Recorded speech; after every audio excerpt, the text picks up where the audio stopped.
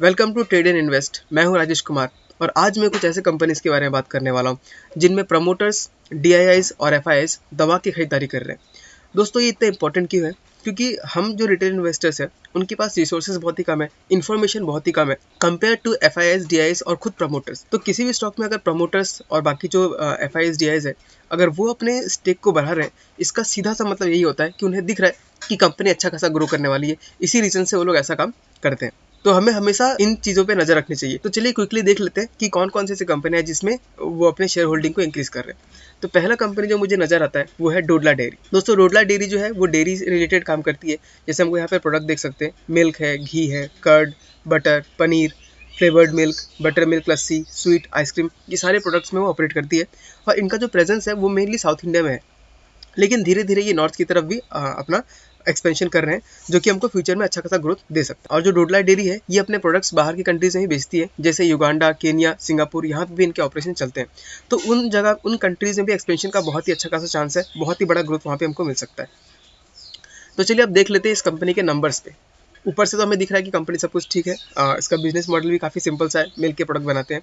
अब देखते हैं इनका मार्केट कैप कितना है। तो इनका मार्केट कैप है सिर्फ 2879 करोड़, यानी ये एक स्मॉल कैप कंपनी है। तो हमको एक बात समझना पड़ेगा कि ये ग्रोथ बहुत अच्छा खासा देगी, लेकिन इसके स्टॉक में वॉलिटिलिटी बहुत अच्छा खासा होगा। 30-40% ये स्टॉक यूं ही करेक्ट हो सकता है। इसका प्राइस टू अर्निंग 21 है, जो कि हम ज़्यादा हाई भी नहीं, ज़्यादा लो भी नहीं, ठीक ठाक ही बोल सकते हैं।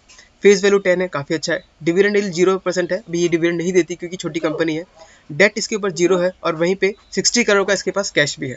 अब फट से इसका एक बार आरओई आरओसी देख लेते हैं। तो हमें दिख रहा है करंट ईयर का 19% है और आरओसी 23% है, काफ़ी अच्छा खासा है।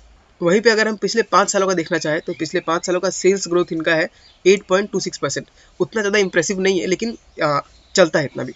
प्रॉफिट ग्रोथ अगर देखें तो पिछले 5 साल का 24.26% है, काफ़ी अच्छा है।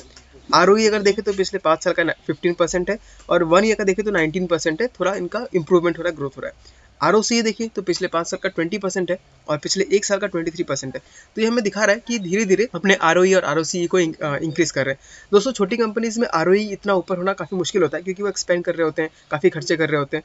तो लेकिन फिर भी अगर ये कंपनी 15% का आरओई 5 साल से मेंटेन कर पा रही है, यानी काफ़ी अच्छी वेल पोजिशन कंपनी है। अब जरा हम देख लेते हैं जिसके ऊपर हम बात करने वाले हैं, शेयर होल्डिंग पैटर्न के बारे में। तो सबसे पहले हम देख लेते हैं प्रोमोटर्स कितना होल्ड करते हैं। तो यहाँ पे हमें दिख रहा है प्रोमोटर्स होल्ड करते हैं 62.21%, काफ़ी अच्छा खासा होल्डिंग है, मेजोरिटी स्टेक प्रोमोटर के पास ही है। दूसरा म्यूचुअल फंड्स को देख लेते हैं। तो यहाँ हमको यहाँ पे दिख रहा है म्यूचुअल फंड्स ने कंटिन्यूअसली अपना स्टेक बढ़ाया है, 9.23% से सीधा 12% कर दिया, काफ़ी अच्छा खासा ग्रोथ हमें दिख रहा है। डीआईएस में देखिए तो डीआईएस ने भी पिछले 3 क्वार्टर में अच्छा खासा ग्रोथ दिया है, 4% से 6% में इन्होंने अपना स्टेक इंक्रीज किया है। अब अगर एफआईएस को देखें तो उन्होंने पहले खरीदारी की थी, फिर उन्होंने पिछले लास्ट के 3 क्वार्टर में हल्का सा बिकवाली किया, फिर इस सितंबर क्वार्टर में काफ़ी अच्छा खासा ग्रोथ किया है, 4% से सीधा 8% का उन्होंने अपना स्टेक बढ़ाया है। और वहीं पे अगर हम रिटेल इन्वेस्टर्स को देखें तो हमने 16% से सीधा 10% पे ला दिया। तो दोस्तों इसका मतलब ये है कि जो भी प्रमोटर है, जो भी बड़े बड़े जो इन्वेस्टर्स है, उन सब ने रिटेल से शेयर खरीद के या छीन के बोल सकते हैं अपने में जमा कर लिया। तो नॉर्मली ऐसा क्यों होता है? क्योंकि उन्हें दिख रहा है कि इसका प्रॉफिट ग्रोथ काफ़ी अच्छा खासा हो सकता है। तो इतना सब कुछ देखने के बाद हम एक बार चार्ट पे देख लेते हैं कि चार्ट्स उसका क्या दिखा रहा है। तो इसका चार्ट हमें ज़्यादा बड़ा नहीं दिख रहा है, क्योंकि ये 2021 में ही इसका आईपीओ लॉन्च हुआ था। अगर हम आईपीओ प्राइस से देखें तो ये काफ़ी अच्छा खासा डाउनफॉल हो गया था, लेकिन उसके बाद वापस ये अपना अप ट्रेंड में स्टार्ट कर चुका है। और अगर हम प्रेजेंट का चीज़ देखें तो ये जो येलो लाइन है ये 200 डीएमए, ये भी 200 डीएमए के आसपास ही घूम रहा है। तो अगर मुझे लगता है मोटा मोटा यहाँ एक सपोर्ट की तरह काम करेगा, क्योंकि आरएसआई भी काफ़ी डाउन हो चुका है, 45 पे आरएसआई घूम रहा है अभी। तो इसके और नीचे जाने का चांसेस बहुत ही कम है। तो अगर आप जो बहुत ज़्यादा एग्रेसिव है तो अभी से खरीदना शुरू कर सकते हैं, और अगर आप चाहते हैं कि थोड़ा वेट करना चाहते हैं तो इसको 200 डीएमए के ऊपर जाने दीजिए। ये जो प्राइस है, जो येलो लाइन है, जब इसके ऊपर क्रॉस करेगा तब आप खरीदने का प्लानिंग कर सकते हैं। तो मोटा मोटा कितना होना चाहिए वो प्राइस? अगर मैं यहाँ से देखूँ, एक लाइन ड्रॉ करूँ, तो 498, यानी 500 के ऊपर जब जाता है और वॉल्यूम अच्छा खासा आता है तब हम इसमें बाय करना स्टार्ट कर सकते हैं। लेकिन मैं पर्सनली स्टॉक को भी फॉलो कर रहा हूँ और मैं धीरे धीरे इसको चंक्स में बाय करते रहूँगा। मैं जब भी बाय करता हूँ मैं अपने टेलीग्राम चैनल में अपडेट कर देता हूँ। अगर आपको भी मेरे साथ जुड़ना है तो आप डिस्क्रिप्शन में दिए हुए लिंक के साथ मेरे टेलीग्राम चैनल में ज्वाइन कर सकते हैं। साथ ही साथ अगर आपने जीरोधा अकाउंट नहीं खोला है तो वो भी आप ओपन कर सकते हैं, लिंक डिस्क्रिप्शन में दिया हुआ है। तो चलिए ये दोस्तों ये हो गया डोडला का। अब दूसरा हम देख लेते हैं एक और स्टॉक जो कि मुझे बहुत ही पसंद है, और उसमें भी एफआईआईज और प्रमोटर्स खुद अपना स्टेक को इंक्रीज कर रहे हैं। तो जो दूसरा स्टॉक है उसका नाम है एंजल वन। अब आई एम श्योर अगर आप स्टॉक मार्केट में इन्वेस्ट कर रहे हो ऑलरेडी तो आप इस कंपनी के बारे में जानते ही होंगे, और शायद आपका अकाउंट भी इस कंपनी में होगा ही। अब हम इसके स्टॉक के बारे में देख लेते हैं। तो एंजल वन नॉर्मली करती क्या है? It's simply a stock broker जो हमको स्टॉक खरीदने में या बेचने में हेल्प करती है, और उसी के बीच में जो भी इनका कमीशन निकलता है वही इनका प्रॉफिट होता है। तो अगर हम देखें तो जिस तरीके से इंडिया का पॉपुलेशन बढ़ रहा है, और हम ये भी हमको दिखता है कि इंडिया में जो यंग पॉपुलेशन काफ़ी ज़्यादा है और ज़्यादा से ज़्यादा लोग आजकल स्टॉक मार्केट में आ रहे हैं, तो अगर उनको उस मार्केट में इन्वेस्ट करना है तो उन्हें एक ब्रोकर की जरूरत पड़ेगी ही पड़ेगी। तो वैसे ही हमारे पास बहुत सारे ब्रोकर भी आ चुके हैं, जैसे जीरोधा हो गया, अपस्टॉक्स हो गया, ग्रो हो गया, एंजल वन हो गया। तो ये सारे ब्रोकर्स काफ़ी अच्छा खासा ग्रोथ दिखा रहे हैं, और एंजल वन जो है टॉप 4 या 5 में आती है। तो इसके अंदर ग्रोथ का काफ़ी अच्छा खासा अपॉर्चुनिटी भी है। तो हम इसका देखते हैं मार्केट कैप कितना है। इसका 13,000 का मार्केट कैप है, तो इसको हम small to mid cap company बोल सकते हैं। इसका प्राइस टू अर्निंग अगर देखें तो 17 है, काफ़ी अच्छा खासा मुझे फेयरली वैल्यू लगता है, बोले तो कम ही मुझे लगता है। प्राइस टू बुक 7 है, जो कि थोड़ा बहुत हाई हो सकता है, लेकिन क्योंकि स्मॉल कंपनी है तो इसके लिए काफ़ी नॉर्मल सी बात है। फेस वैल्यू 10 है, यानी फ्यूचर में हमको बोनस और स्प्लिट मिल सकता है अगर सोचे तो। लेकिन हमारा रीज़न बोनस और स्प्लिट नहीं होना चाहिए, हमें फंडामेंटली काम देखना है। डिविडेंड भी देती है कंपनी 1.71% का, ठीक ठाक ही है। प्रोमोटर होल्डिंग देखें तो 43.71% है, ठीक है। आरओई आरओसी दोस्तों बहुत ही बढ़िया है, 35%, 46%, काफ़ी अच्छा खासा इसका आरओई दिख रहा है। अगर हम इसका इनकम ग्रोथ देखें पिछले 5 साल का तो 45% है, काफ़ी अच्छा खासा, यानी कि कंपनी बहुत ही ग्रोथ फेज में भी चल रही है। प्रॉफिट ग्रोथ भी देखें तो 97% का इसका 5 साल का प्रॉफिट ग्रोथ है, यानी जिस तरीके से लोग अकाउंट खुलवा रहे हैं, ज़्यादा से ज़्यादा लोग ट्रेड करेंगे तो ज़्यादा इनको इनकम होगा। आरओई अगर हम देखें तो पिछले 5 साल का 28% है, और रिसेंट 1 ईयर का 46%, यानी इसमें भी काफ़ी अच्छा खासा ग्रोथ हमें नजर आने लग गया। आरओसी को भी अगर देखें तो पिछले 5 साल का 21% है, और पिछले 1 साल का 35% है।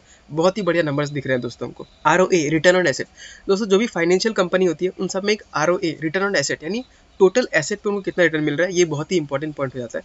तो इसका 9% है, जो कि काफ़ी अच्छा खासा है। अगर हम बैंकों का देखें तो बैंकों का आरओए 1-2% रहता है, तो हम बहुत अच्छा बोलते हैं, लेकिन क्योंकि ये ब्रोकर है, इसको पैसे इन्वेस्ट उतना नहीं करना पड़ता, तो इसका आरओए 9% काफ़ी अच्छा खासा है। अगर हम इसका प्रॉफिट एंड लॉस स्टेटमेंट देखें तो ऑपरेटिंग इनकम 5 साल पहले यानी 2018 में 734 करोड़ था, और अभी 2022 में 2237 करोड़ हो गया। लगभग इसमें 3 गुना का ग्रोथ हमको दिखाई दे रहा है। वहीं अगर हम इसके प्रॉफिट को देखें तो 148 से 823 हो गया, लगभग 4 गुना हमें दिख रहा है। बहुत अच्छा खासा ग्रोथ हमको दिख रहा है। ईपीएस भी देखो दोस्तों बहुत अच्छा खासा ग्रो कर रहा है, 14, 10, 2020 में सेल्स बहुत कम हो गया होगा इसलिए 0 होगा, फिर 35, फिर 74, ऑलमोस्ट ईपीएस डबल हो गया है। तो उस केस में हम नॉर्मली देखते हैं कि जब भी स्टॉक का ईपीएस ग्रो करता है तो उसी रेशियो में हमको स्टॉक का प्राइस भी ग्रो करना चाहिए। तो हम एक बार देखते हैं कि पिछले 1 साल से 2022 तक क्या इसका स्टॉक डबल हुआ है, एक बार देख लेते हैं सिंपली।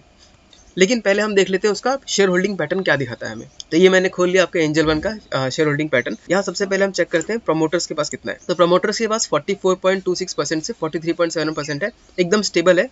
म्यूचुअल फंड्स अगर देखें तो उनका भी स्टेबल ही रहा है, 9.07% से अभी 8.15% पे आया है, तो स्टेबल है। और पिछले 1 क्वार्टर से हल्का सा ग्रोथ इसमें नजर आया। डीआईएस को देखें तो हमको दिख रहा है कंटिन्यूस ग्रोथ हो रहा है यहाँ पे, जहाँ पे जून क्वार्टर में पिछले साल का 0% था ऑलमोस्ट, तो अभी 1.58% में आ गया, अच्छा खासा ग्रोथ उन्होंने दिखाया।